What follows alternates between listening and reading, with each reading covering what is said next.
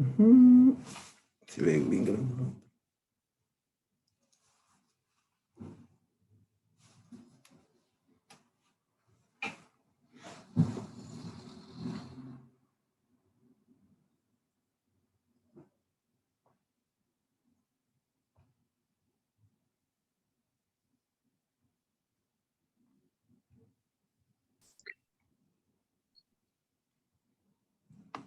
Hola, buenos días, profesor.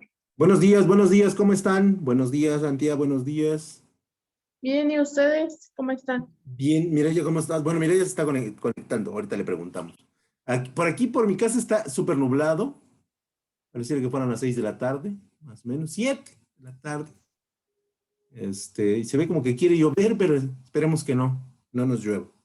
Ya ven que si no el internet se pone rebelde. Sí, acá toda la noche estuvo lloviendo igual. Oh, qué caray. Bueno. ¿Cómo estás, Mireya? Hola, profe, buenos días. Buenos días. Bueno, pues vamos Bien, bien. a hablar para que se vayan a hacer su examen muy a gusto. ¿Sí hicieron su guía? Sí, Sí, profesor. Ah, perfecto. Bueno, pues entonces vamos a empezar. Comparto pantalla. Y el día de hoy vamos a ver, un segundo, no, todo bien. Vamos a ver la visión clásica del mercado de trabajo.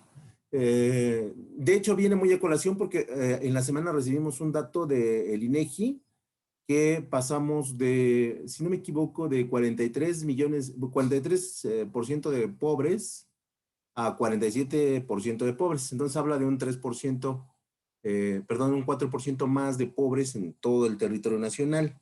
Y bueno, esto se puede traducir en función de eh, la pandemia del año pasado, ¿no? Todavía tienes los efectos de la pandemia. También puede sugerir una contracción en lo que es la industria, ¿no? O sea, hay pocos empleos en general. Y de hecho, desde antes de la pandemia o históricamente ha habido pocos empleos. Y también lo puedes asociar con un índice de incremento de natalidad, ¿no? Porque esto es una cuestión ya muy estudiada en probabilidad, donde tenemos un evento cercano al peligro, cercano a la muerte, y no me lo van a creer, pero esto es ciencia, ¿eh? Pero las personas tienden a tener más hijos, ¿no? Como una medida de protección de la especie. Entonces, bueno, pues al final de cuentas, eh, pueden ser esos tres datos, ¿no? Pero sí no es algo que el gobierno o la economía busque, ¿no? Porque la contra es que tengamos cada vez menos pobres o que tengamos cada vez menos personas en situaciones vulnerables. Entonces viene muy a colación porque el trabajo es la punta de lanza y el enlace entre los efectos microeconómicos y los efectos macroeconómicos. Entonces, digamos que está ahí en medio y es con lo que las economías prácticamente de todos los países se defienden, ¿no? Donde nosotros estamos programados, porque esa es la realidad, estamos programados para que en nuestra vida adulta empecemos a trabajar, ¿no? O sea, no hay una visión más clara para cualquier individuo que una vez que tiene ciertas habilidades o que tiene muchas necesidades, empiece a establecer que necesita trabajar. Entonces, es por ello que la visión del trabajo, la visión clásica del trabajo, establece varias posturas que los gobiernos adoptan. Y bueno, en ese sentido, vamos a ir viendo cuáles son esas medidas.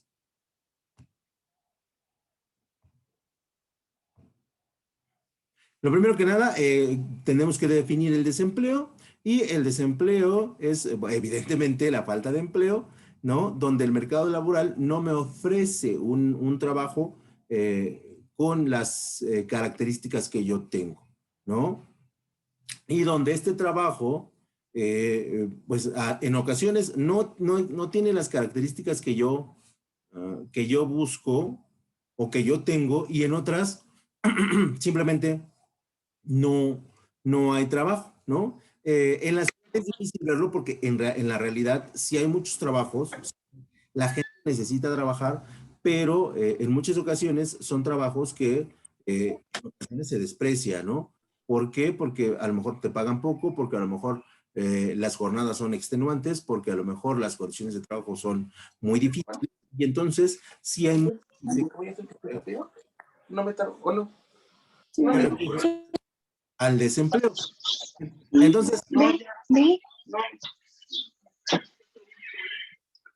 Entonces, en ese sentido, sí, lo primero que tenemos que establecer es que el desempleo se forma porque hay una carencia de empleos, porque no hay el suficiente número de empresas.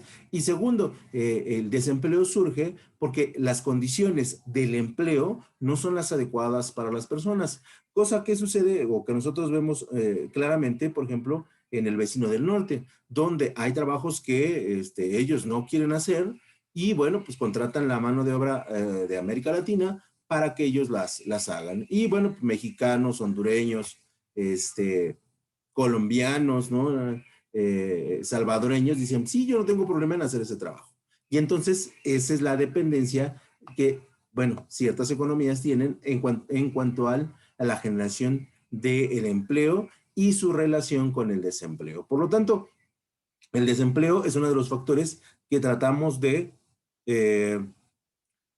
atacar siempre, que la gente siempre debe estar ocupada, desde un punto de vista económico, pero también desde un punto de vista social. Las economías que están ocupadas son economías que sus niveles delincuenciales son más bajos, ¿no? Las economías donde las personas trabajan mucho, normalmente sus índices de bienestar son más altos.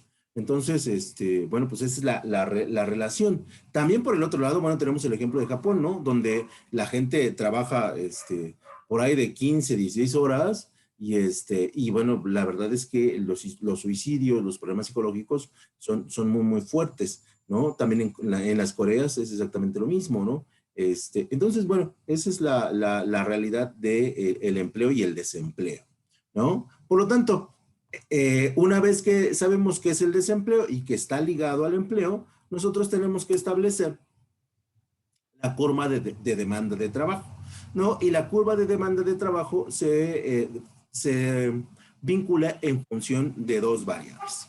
Número uno, el precio del trabajo, ¿no? O sea, ¿cuánto me van a pagar?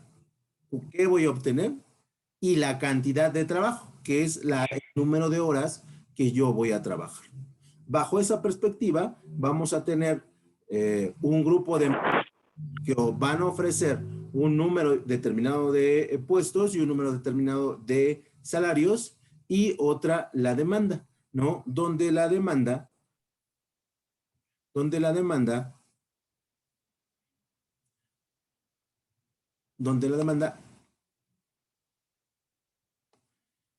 es el número de personas que quieren trabajar, pero que quieren trabajar en puestos que nos paguen bien, en jornadas laborales que sean medianamente decentes y que, bueno, haya una cierta seguridad social en esto en cuanto a las prestaciones. Y entonces, donde chocan el número de personas y el número de puestos y chocan el número de salarios que yo percibo y la cantidad de tiempo que yo estimo correspondiente, pues nosotros estaremos encontrando el equilibrio. ¿Sale? En nuestro país la legislación dice que nosotros debemos trabajar máximo 8 horas. Y bueno, pues eso en la realidad en los empleos en empresas, esto sabemos que es pues, prácticamente una mentira, porque el personal administrativo normalmente ronda las 12, las 13 horas diarias, ¿no? Que es una barbaridad, ¿no? De trabajo. Cuando vemos economías como Francia que trabajan 6 horas, ¿no? La jornada de 6 horas, o los alemanes que empiezan a trabajar la semana de 4 días, ¿no? O como los ingleses, ¿no? Que realmente ellos sí están adoptando el trabajo en casa con un marco legal bien establecido, pues sí vemos que estamos muy, muy atrasados, ¿no? Entonces, en ese sentido, la curva de demanda de trabajo necesita analizar el número de puestos que nosotros estamos solicitando, el número de personas que lo está solicitando, y ahí determinar el precio del trabajo, ¿no? Y la cantidad de horas que nosotros estamos trabajando. Y entonces ahí formamos el equilibrio, y el equilibrio nos sirve para determinar el número de puestos que se deben crear por parte de la industria para que las personas estén siempre ocupadas, por las cuestiones anteriores que tengo que decir. Y ahí puede el gobierno intervenir, invitando a las empresas a trabajar, invitándolas a condonarles impuestos por unos periodos de tiempo, sobre todo si son empresas nuevas, no sé, hacer convenios donde les regalan el terreno y ellos ponen la infraestructura de la empresa, ¿no? Donde ofrecen pues en años anteriores una mano de obra barata y una mano de obra calificada, como es la mexicana, y en general les ofrecen estabilidad social para los inversionistas, ¿no? Y esas son las formas en las que los gobiernos pueden intervenir para que las empresas vengan a ofrecer trabajo. La otra, desde el punto de vista externo, es que, bueno, en México tenemos 127 millones de habitantes y todos son susceptibles de compra, ¿no? No importa que seas un recién nacido, vas a tener que comprar vía tus papás un montón de productos, no importa que tengas más de 70 años o más de 75 años, seguirás adquiriendo productos. Y entonces, en una población tan grande, el colocar empresas, el desarrollar empresas, es una buena idea porque tenemos un número grande de consumidores que podrían adquirir nuestro producto. Entonces, en ese sentido, también es atractivo el país, ¿no? También desde el punto de vista económico, el país te ofrece muchas formas de transportar tu producto vía mar, vía terrestre, vía aérea, ¿no?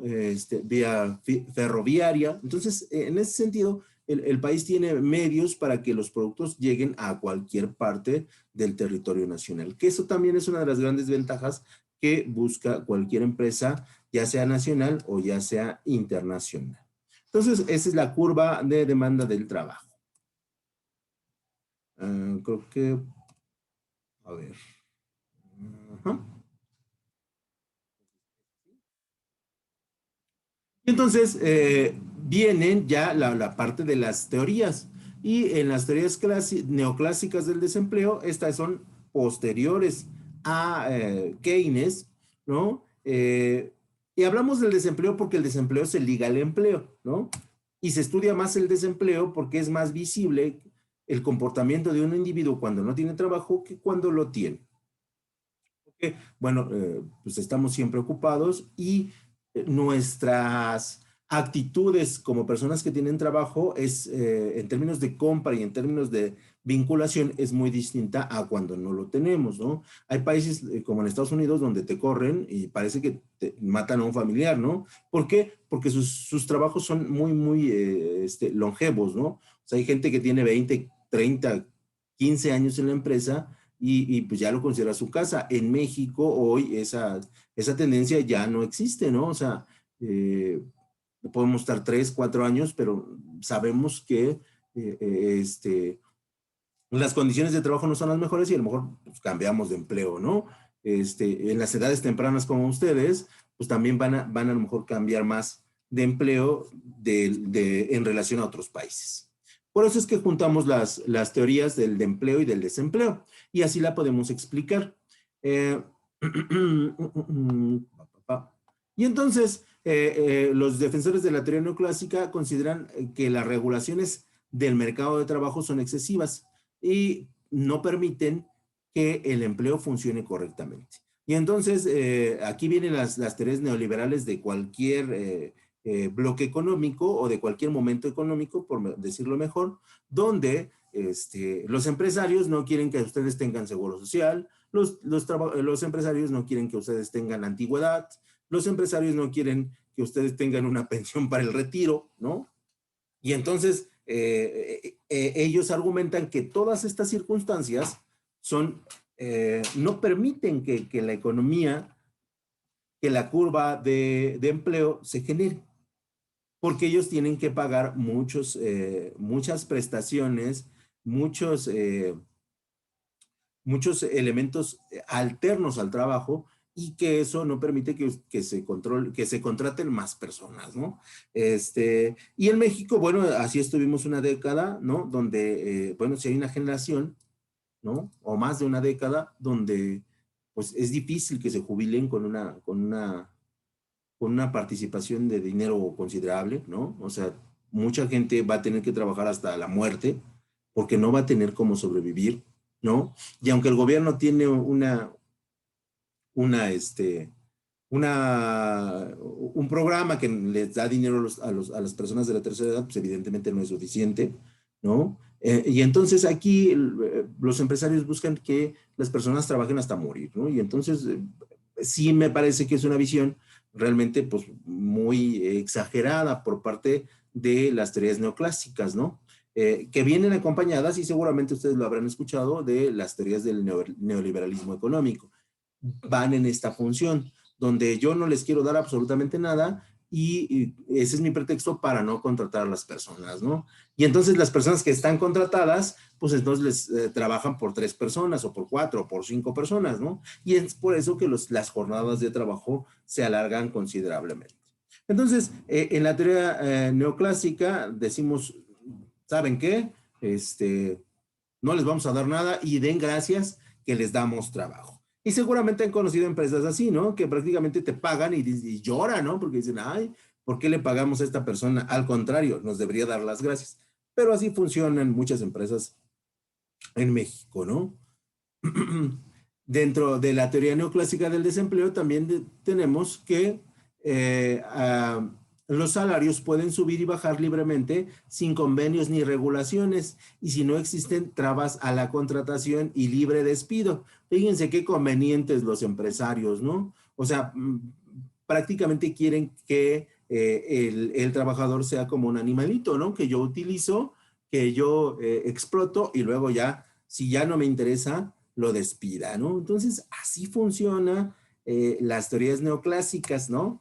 Y las teorías neoclásicas realmente lo único que le vinieron a dar es en la torre a las personas y vinieron a beneficiar a la parte que maneja la renta, ¿no? Llámese el capital, llámese la tierra o llámese el trabajo. Y entonces, por un lado tenemos la visión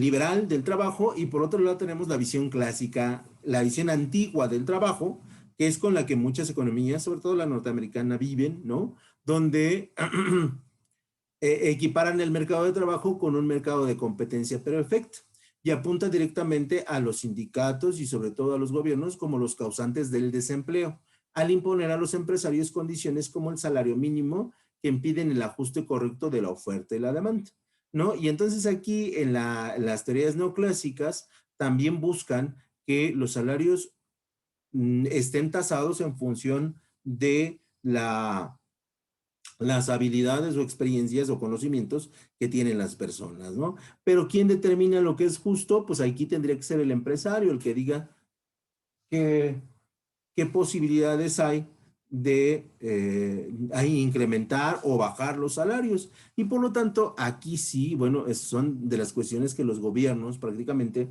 en cualquier parte del mundo prohíben, ¿no? Porque no puedes ganar una semana 5 pesos y a la otra semana ganar 4, porque eso no te da estabilidad económica en el plano microeconómico. Y por lo tanto, sí tendríamos dificultades nosotros para que las economías familiares pudieran crecer.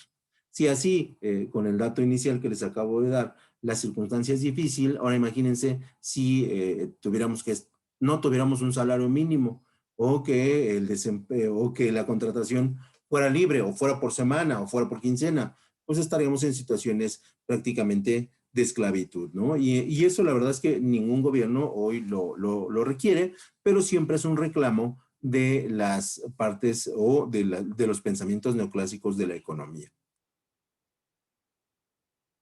Por lo tanto, aquí es donde nosotros existe la situación del desempleo, donde hay una excesiva oferta sobre la demanda, ¿no? O sea, hay mucha gente que quiere trabajar, pero esa gente que quiere trabajar se encuentra con la situación de que el salario que va a percibir es extremadamente bajo. Y entonces, en las economías donde los salarios son muy bajos, se formula o se va gestando lo que nosotros conocemos como el subempleo, ¿no? Donde yo no encuentro un salario bueno y entonces, ¿sabes qué? Prefiero poner mi puesto en el tianguis, prefiero poner mi puesto fuera de mi casa, ¿no? Prefiero, ya con las nuevas generaciones, vender en línea, ¿no? Porque a final de cuentas, no voy a tener prestaciones aquí en mi trabajo, pero tampoco voy a tener prestaciones en el trabajo formal. Y entonces, ¿cuál es la diferencia de trabajar a lo mejor 10 horas a trabajar 6 en mi negocio, ¿no? Y entonces aquí viene el dilema de si me autoexploto como pequeño emprendedor o me exploto como trabajador para una empresa.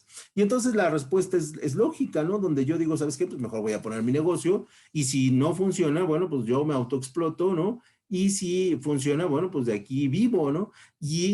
O sobrevivo, porque también tenemos que establecer ese punto, ¿no? Donde en México muchas personas con sus pequeños negocios, pues lo único que hacen es sobrevivir y sobrellevar la vida, ¿no?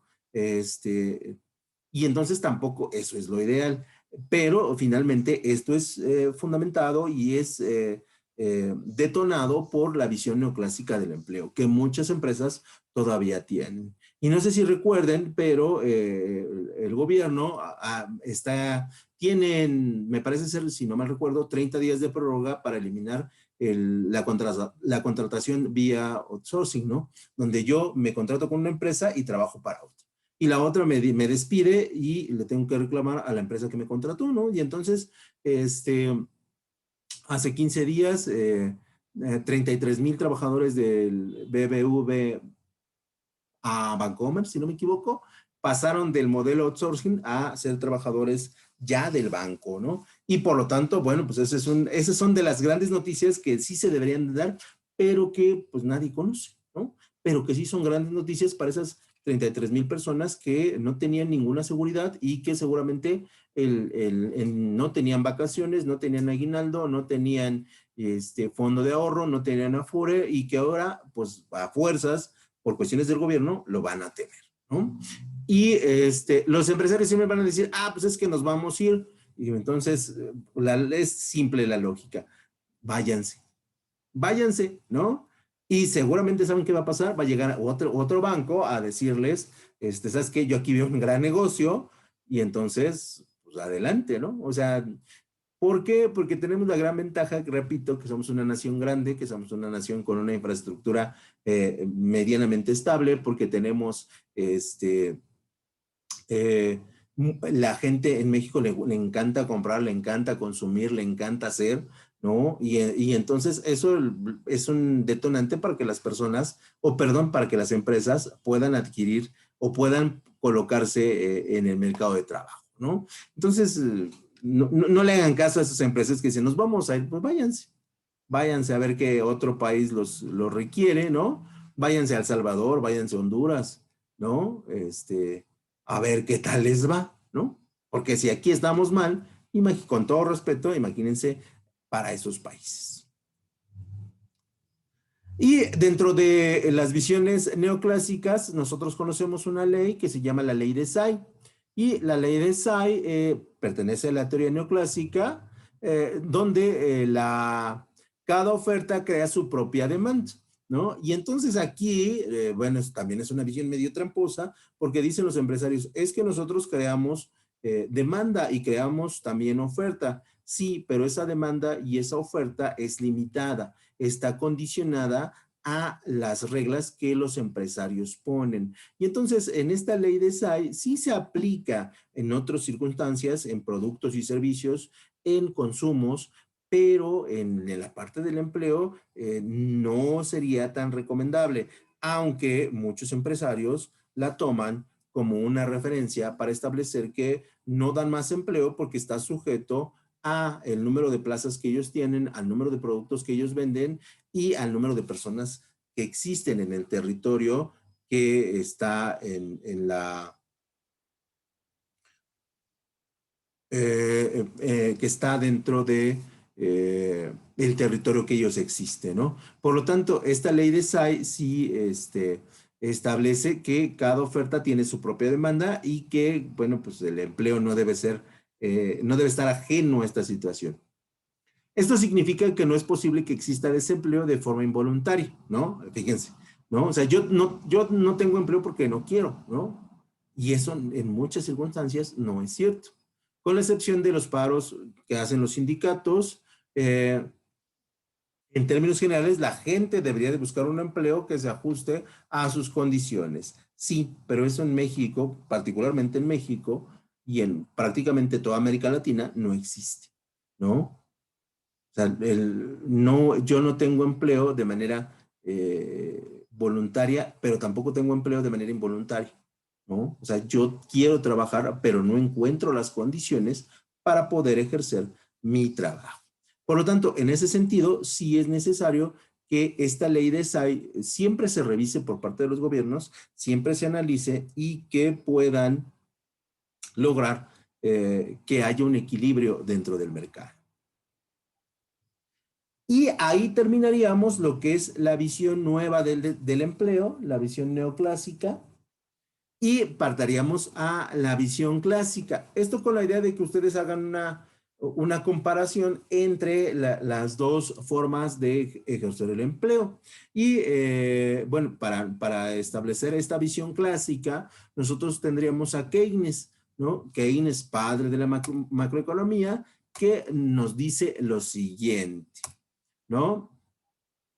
Donde señala que la principal causa del desempleo no se encuentra en el mercado de trabajo, esto es en las personas que quieren trabajar ni las empresas, sino en los mercados de bienes y servicios. Entonces, Keynes dice, sí, no se genera por las empresas ni por las personas, se genera por lo que las empresas y los consumidores quieren adquirir, ¿no? Si no hay una adquisición correcta de múltiples bienes y de múltiples servicios, no va a haber empleo. Esto es, ustedes saben bien el ejemplo que ustedes lo van a ver muy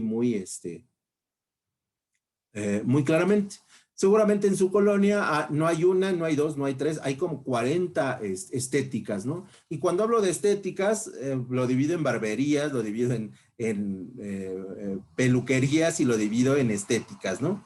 Y seguramente hay como 40 o más. Y entonces aquí dice Keynes, el desempleo no se encuentra en el mercado de trabajo, sino en el mercado de bienes y servicios. Y entonces yo estudio para cortar el cabello, para cortar la barba, para poner uñas o para poner extensiones, bla, bla, bla, bla, bla. Y lo que pasa es que enfrente de mí hay otra estética y atrás de la calle donde yo estoy hay otra estética. Y entonces hay múltiples servicios y de repente la gente va a decidir por uno y el otro se va a quedar sin poder trabajar. A lo mejor baja los precios y a lo mejor da promociones, pero la gente no sigue yendo a su local. Y entonces la persona que había puesto su local, lo que va a hacer, el elemento obligado, es que va a cerrar. Y ahí se va a empezar a generar lo que nosotros conocemos como el desempleo.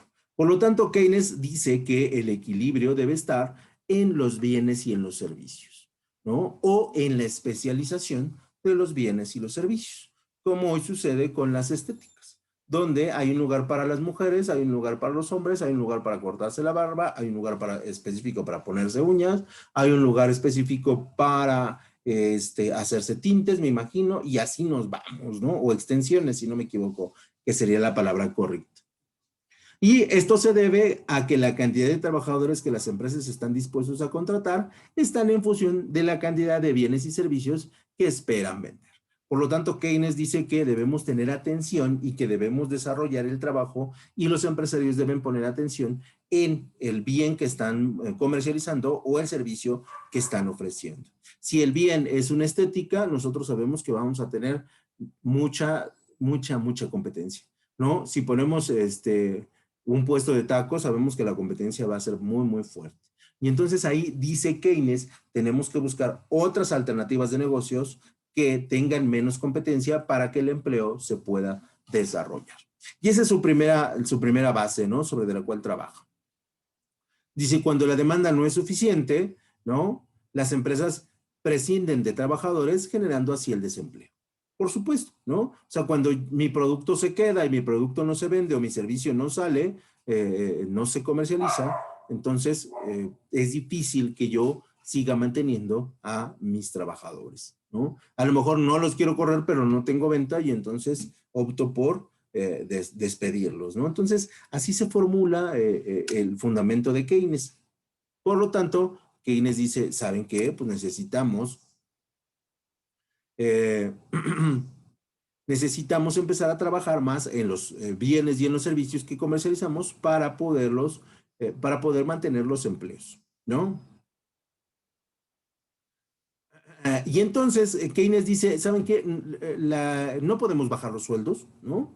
No podemos tenerlos en condiciones que van en contra de los derechos humanos, aunque él todavía no lo manejaba así, pero, o en la actualidad sería el elemento básico, ¿no?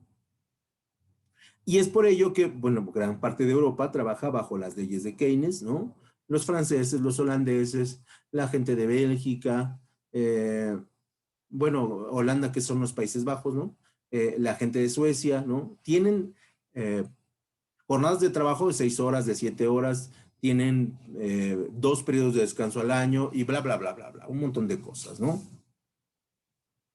Y entonces Keynes dice que la reducción de los salarios no es posible porque no genera el consumo de bienes y servicios. Y entonces yo le bajo el salario a mi trabajador y mi trabajador no va a comprar el producto de la empresa a la cual yo tengo un vínculo o tengo una relación, y entonces lo único que hago es un círculo vicioso donde yo bajo el salario, el trabajador no puede adquirir bienes y servicios, y entonces hay un estancamiento de la producción de bienes y servicios, y entonces yo tengo que correr a las personas. Y entonces es un círculo vicioso que no permite que el trabajo se formule. Por lo tanto, dice Keynes, el salario se debe mantener, el salario se debe cuidar, aunque el salario no sea totalmente representativo de lo que hace el trabajador, ¿sale? Y entonces es por ello que se genera la idea del salario mínimo. Y el salario mínimo, le repito, es algo que está vigente prácticamente en todo el mundo, porque nos ayuda con la producción, con la adquisición de bienes y servicios, ¿no? Keynes, una vez que establece que la producción de bienes y servicios es el fundamento número 1 y que el salario mínimo es el fundamento número 2, habla del tercer fundamento, que es el concepto de la expectativa, ¿no? Y la expectativa tiene 2 variables. Primero, la expectativa sobre la marcha del negocio y de la economía en general, que eso lo tendría que hacer el empresario. O sea, yo no voy a invertir en una calle, en una estética, en una calle donde hay 3 estéticas más. Porque entonces el tonto no es el consumidor porque no nos adquiera. El tonto es el empresario porque evidentemente está compitiendo con otras empresas y estas les van a quitar un porcentaje de venta, ¿no? Entonces, la primera expectativa tiene que ver con el empresario y la segunda con el tipo de interés. Esto es el precio de endeudarse de forma que una política de tipos bajos como la actual favorece la creación de empleos. Aquí habla de que el sistema financiero le permite a las empresas generar negocios a través de los préstamos y a través del pago de interés. Y entonces en ese sentido dice que mientras más bajo sea el interés que yo tengo que pagar por un préstamo, más posibilidades tendré de invertir, de mejorar en todas las variables que tiene una empresa, que ustedes muy bien conocen, ¿no? Porque han llevado ya sus materias de administración o que están conociendo, y que entonces en ese sentido la creación de empleos es mucho más fácil, porque yo invierto para generar empleos y aparte vendo a través de mi producto y mi servicio y puedo pagar la deuda que yo tengo contraída más los respectivos intereses. Y entonces ahí, bueno, pues estoy trabajando para mejorar y para producir cada vez mejor. Por lo tanto, Keynes dice, sí es importante que el gobierno intervenga no con los préstamos, porque el gobierno no te debe de prestar, pero sí debe de, porque es una obligación del Estado, emitir las tasas de interés por préstamos para manejar los sistemas bancarios, ya sea como unas políticas restrictivas o ya sea como unas políticas no restrictivas, ¿no? Que ya también habíamos visto, me parece ser que en el tema 6 del bloque pasado. Y entonces ahí el gobierno es el trabajo que tiene, de decir, ¿sabes qué? Que las tasas de interés se van a mantener, o ¿sabes qué? Que las tasas de interés se van a reducir, o ¿sabes qué? Que las tasas de interés van a subir mínimamente. Y eso incentiva a todos los empresarios a pedir préstamos y a que el pago de intereses no se los coma. Lo que sucede con nosotros, por ejemplo, para que lo entendamos mejor, en relación a lo que son las tasas de, la tarjeta de crédito, ¿no? Que muchas veces la tarjeta de crédito es un instrumento financiero correcto, pero que mucha gente no lo sabe utilizar debido a los intereses. Y los intereses, bueno, pues... Y eso sería todo por mi parte, niñas. ¿Dudas? ¿Dudas? Tenemos dos visiones, la visión neoclásica. No, profe. Ok, donde tenemos que las condiciones de trabajo son muy, muy duras en términos de prestaciones y en términos de seguridad. Y por otro lado tenemos a la visión clásica, donde decimos, ¿sabes qué? Necesitamos salarios mínimos, necesitamos seguridad social, necesitamos producir productos y servicios que sean vendibles y necesitamos establecer buenos análisis desde el punto de vista gubernamental, ¿no? Y entonces esas son las dos visiones para generar ya sea empleo o para que se detone el desempleo. ¿Dudas? No. Sí, ¿no? ¿Nada? ¿Nada? Perfecto. Entonces, pues aquí le dejamos para que puedan hacer su examen y nos vemos la próxima semana, ¿sale? El lunes dejamos ya tarea y, bueno, pues que les vaya muy bien en su examen, ¿sale?